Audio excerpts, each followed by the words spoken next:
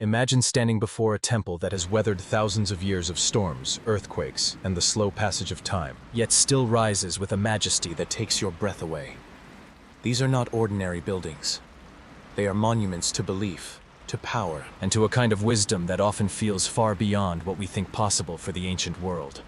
Today, we are going to dive deep into the mystical architecture of ancient temples, exploring not only their physical structures, but also the secrets of sacred geometry, the hidden symbols carved into their stones, and the ways in which these spaces continue to radiate mystery and meaning.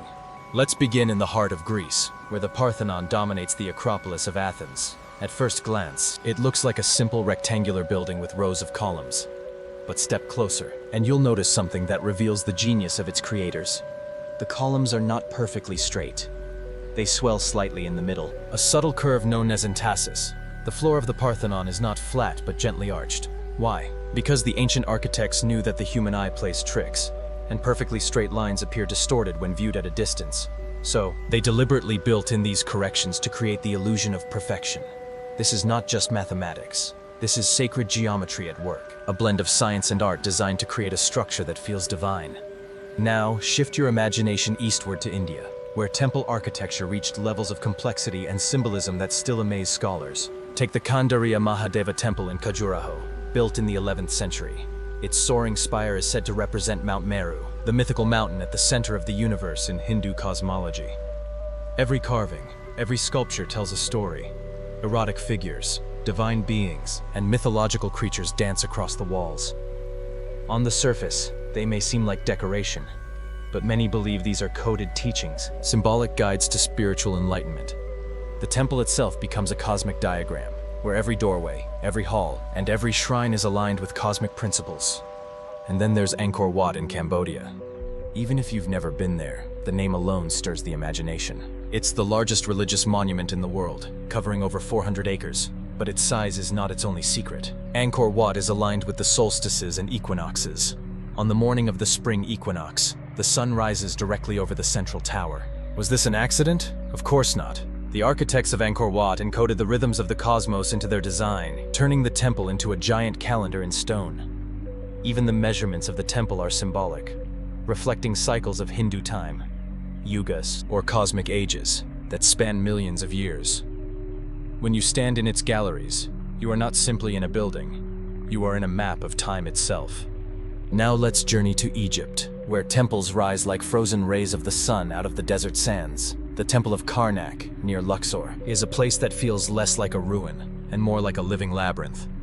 It wasn't built all at once, but expanded over 1,500 years. The hypostyle hall alone, with its 134 massive columns, creates a forest of stone where light filters through carved lotus capitals. Scholars believe that these columns were not just structural supports, but symbolic representations of the primeval swamp from which creation itself was believed to have emerged. Walking through Karnak feels like stepping back to the beginning of time, into a sacred story made physical.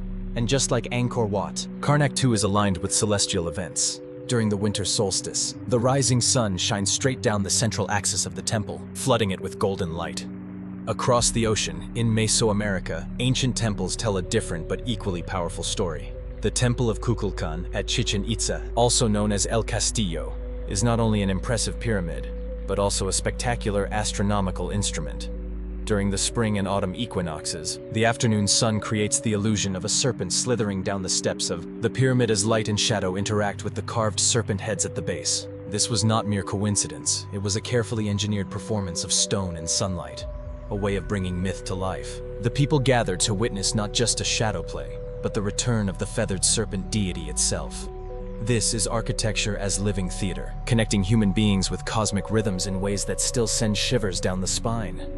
We could go on to China, where Taoist and Buddhist temples are placed according to feng shui principles, carefully aligned with mountains, rivers, and the flow of qi, the life force itself.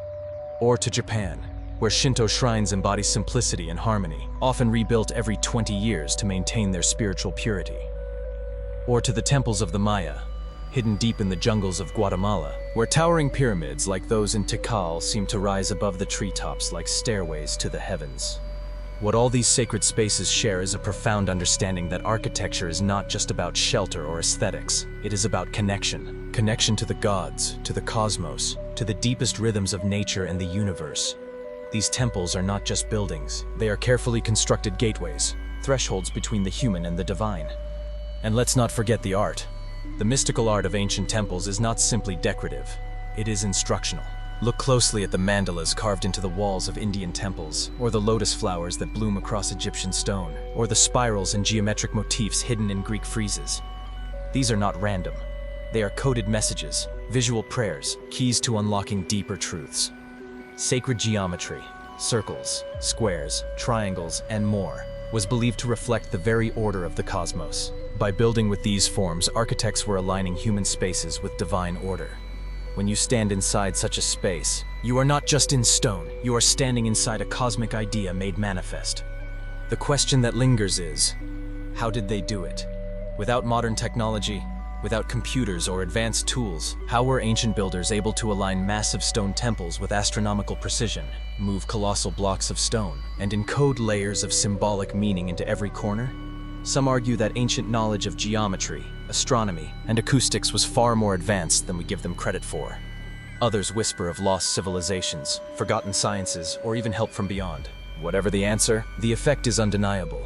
These temples are not only feats of engineering, but also vessels of mystery that continue to resonate through time. Perhaps the greatest lesson of these ancient temples is that architecture itself can be a spiritual act. It's not just about walls and roofs. It's about creating spaces that inspire awe, that elevate the spirit, that remind us of our place in the grand tapestry of existence. And in a world where so much architecture today is purely functional, looking back at these monuments is a call to remember that buildings can be more than stone and mortar. They can be living symbols of what we hold sacred. So the next time you see the crumbling columns of a Greek temple, or the jungle-covered ruins of a Mayan pyramid, or the golden silhouette of Angkor Wat at sunrise, remember this: you are not just looking at history, you are standing in the presence of mystery.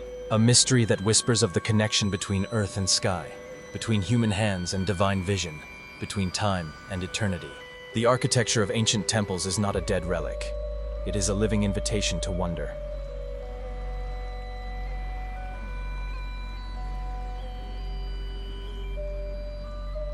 If you enjoyed this video, don't forget to hit the like button. It really helps the channel grow. Feel free to share it with a friend who loves a good mystery. And if you haven't already, please subscribe so you won't miss the next story. There's a lot more to uncover, and I'd love to have you along for the journey.